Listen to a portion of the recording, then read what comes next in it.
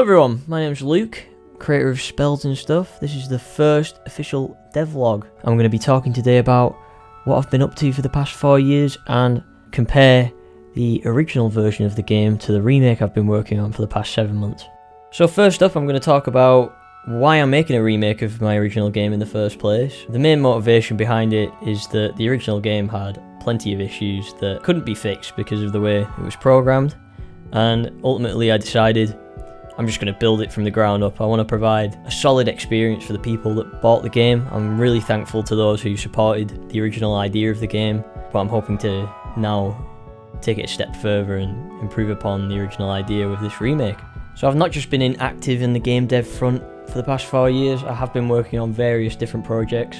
I did write a blog post about a FPS version of Spells and Stuff I was working on, but ultimately I still love VR, and I wanted to see the original idea of my game come to life properly, especially for those people that supported the original idea. I feel like I owe them proper experience. So yeah, so let's get talking about actual mechanics of the remake versus the original. So first up, I'm going to talk about the spellcasting, which is obviously the main thing of the game. So in the original, the way you charge the wand is you hold down the trigger and it charges the wand, and when you let go, it fires it at a certain speed depending on how long you've held it. But in the remake, I've got it so that you hold the trigger, point the wand up, spin it, and depending on how fast you spin it, it charges the wand, and then when you point and let go of the trigger, it casts a spell. It's much more satisfying in the remake to do the spell casting. The original was a bit boring, to be honest, because you know, you want to feel like you're putting power into the spell you're casting, so I figured that, you know, being able to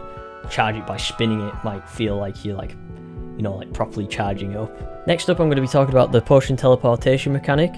So the way this works is you throw a potion and it's like a bit of a bouncy ball. It bounces off walls, but as soon as it hits the floor, it shatters and you teleport to wherever it hit. Comparing this mechanic in the original to the remake, there's not actually much difference.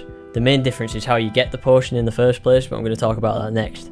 Now you might think this is a bit of a silly mechanic and some people don't like teleporting, but I'm going to tell you why I think it's actually pretty cool. A lot of the teleportation mechanics in VR, you actually have to like look where you're going when you're teleporting. So let's say it's like a common form where you aim and there's an arc out of the controller and you go where you teleport to. It would be a bit tricky if you weren't looking where you were going, like to teleport to that thing. You would kind of have to like check if your teleport location is in the right place.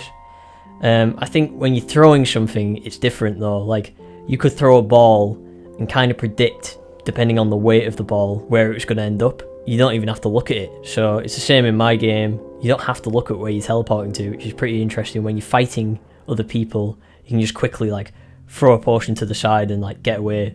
Another thing I've added is ambidextrous support.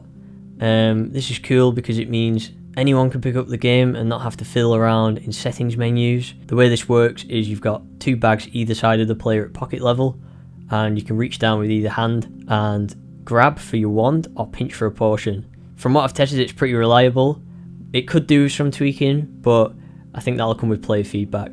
The last mechanic I want to talk about is the flying. I recently added this as a bit of an experiment, but I actually really like the results of it. You aim the wand down at the ground and you hold the trigger and it makes you fly upwards or away from wherever you're aiming. This works really well from what I've tested of it.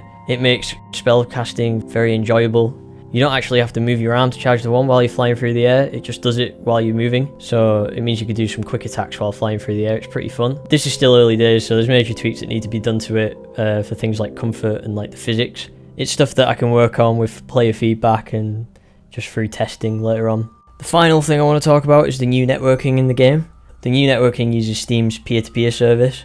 This is really useful because it means I don't have to host anything. I don't have the money right now to host any servers, and that was one of the issues with the original game. But now you can just connect to each other directly through the Steam lobby system, so it's really useful. I also have a server list in the game in the main menu and an invite notification that pops up when you get an invite on the main menu.